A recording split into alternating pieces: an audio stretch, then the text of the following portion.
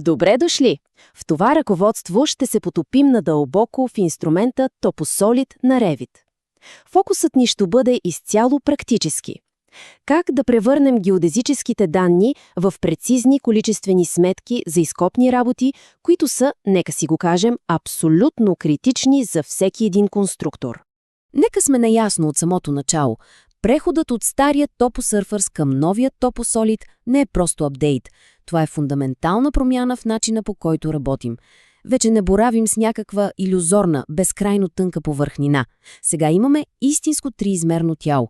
Тази еволюция ни дава силата да дефинираме реални геологически слоеве и, което е по-важно, да извършваме сложни изрязващи операции, а това е ключът към точното конструктивно моделиране.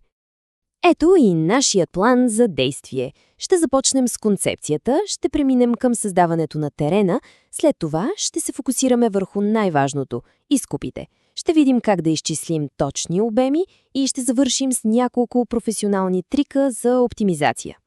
И така да се захващаме с практическата част. Първата ни задача е да генерираме началната геометрия на нашия обект. За целта има два основни метода.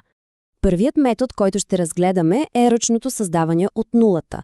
Той е идеален за ранните етапи на проектиране, когато може би все още нямаме детайлно геодезическо заснемане или пък работим върху сравнително малки и равни терени. Процесът всъщност е доста интуитивен. Започваме с чертаене на границите, което създава един плосък елемент. Ключовия момент тук, истинската магия, се случва с командата Modify Sub-Elements. Тя ни позволява да хванем всяка точка от повърхността и да й зададем точна кота. А за по-голяма детайлност просто използваме Add Point, за да добавим още точки и да оформим релиефа с нужната ни инженерна прецизност. Добре. А сега нека преминем към метода, който ще използваме в 99% от реалните проекти, този, който ни дава инженерна точност. Говорим за автоматизирано създаване на терен, директно от данните на геодезиста, било то CAD файл или CSV с точки. Сега, тук трябва да се обърне специално внимание, защото това е може би най-често срещаната грешка. При свързването на CAD файла, опцията Current View Only трябва задължително да бъде изключена. Ако я оставим активна, Revit ще сплеска цялата 3D информация от файла и ще го третира като плоска 2D рисунка. Резултатът? Плосък терен, което напълно обезсмисля цялото упражнение. И ето ни в сърцето на темата, най-важната част за нас – конструкторите. Как да моделираме прецизни изкопи за фундаменти, сега, след като старият и тромав инструмент Building Pad вече го няма.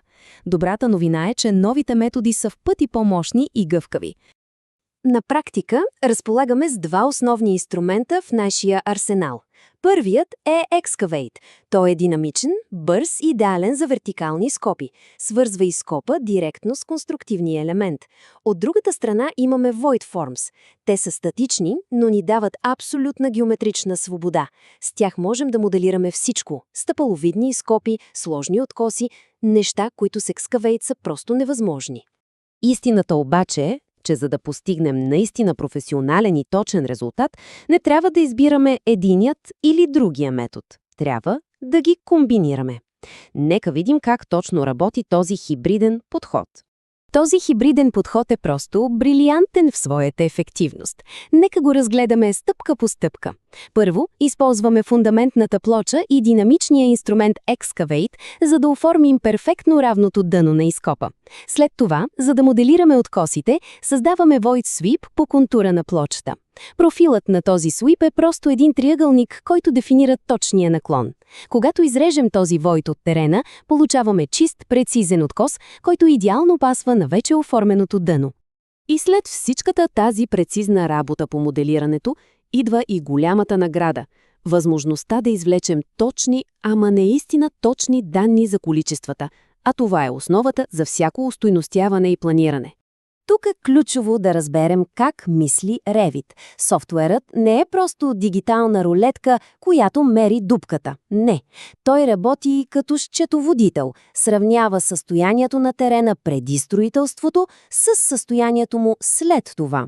Тази машина на времето в Revit се управлява от системата за фазиране. И за да работи това сравнение, има само един единствен правилен работен процес. Нарича се Graded Region. Когато използваме тази команда, Revit автоматично прави две неща. Пенсионира стария терен и създава негов перфектен двойник в новата фаза на строителство. И тук идва най-важното. Всички изкопи, всички void форми, абсолютно всичко се прилага само и единствено върху новото копие. А ето и защо цялото това усилие си заслужава. Revit 2026 идва с преработен алгоритъм, който ни дава точност от плюс-минус 2%. Това вече е инженерна точност, на която можем да разчитаме, когато правим количествени сметки директно от модела. След като моделът е подготвен правилно, извличането на самите данни е, лесно. Просто трябва да се следват няколко стъпки. Създаваме стандартна спецификация за TopoSolid, добавяме полета за изкоп и насип и тук е критичният момент. Филтрираме я, за да показва само терена от фаза New Construction. Накрая просто казваме на софтуера да сумира тоталитета. Добре, и за финал, нека разгледаме няколко съвета от практиката, които ще ни спестят време и доста главоболия. Всички знаем, че клавишните комбинации ускоряват работата, но нека видим кои са най-полезните конкретно при работа с TopoSolid. VG за бърз контрол на видимостта, TX е незаменим при чертане на контури, SL ни позволява да срежем един TopoSolid на две, а DI и EL са ни ежедневните инструменти за контрол на размери и коти. А сега, един въпрос, който гарантирано всеки е срещал. Опитвате се да изрежете нещо и бум! Грешка Can't Cut Joint Object. Какво правим? Решението е изключително просто, стига да разберем логиката зад грешката.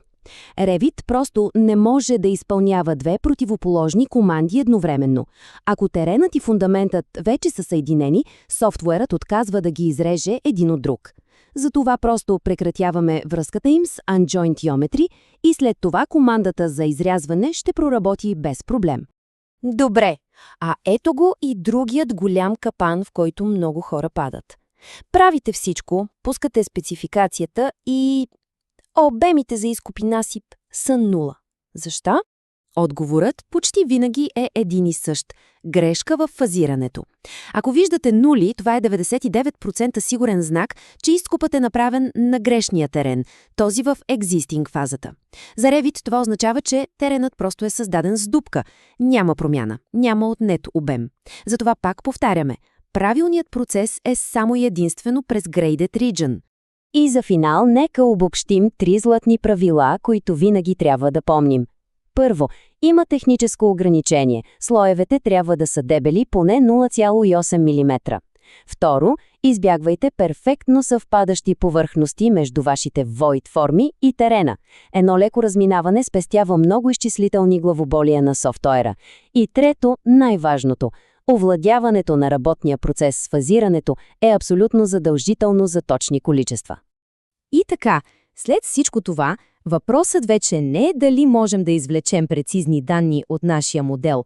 Въпросът е, след като вече имаме тази сила в ръцете си, как ще я използваме, за да оптимизираме ситуационния план и бюджета на следващия си проект?